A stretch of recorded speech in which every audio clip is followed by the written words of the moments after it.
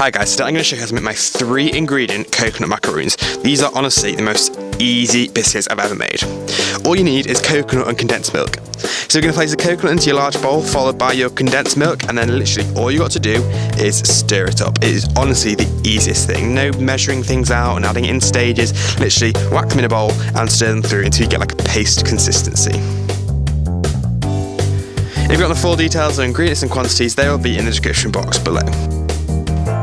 Once you've got sort of like this smooth paste, you're going to just take heaped tablespoons of this mixture and you're just going to place that onto a baking tray. Now, very important, do not use parchment paper like I have here because they stuck really badly and I spent ages scraping off the parchment from the bottom, so make sure you use a silicone baking mat. Then with wet hands you sort of just want to form those into rough moulds, and then you're going to place them at 180 degrees for about 20 to 20 minutes. Once they've cooked and cooled, you can take some melted milk chocolate and we're just going to dip the base of the macaron into the chocolate. And then you're just going to shake that off and wipe it on the side of the bowl.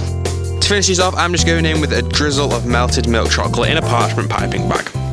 And that is literally it. Thank you guys so much for watching. Make sure you like and subscribe.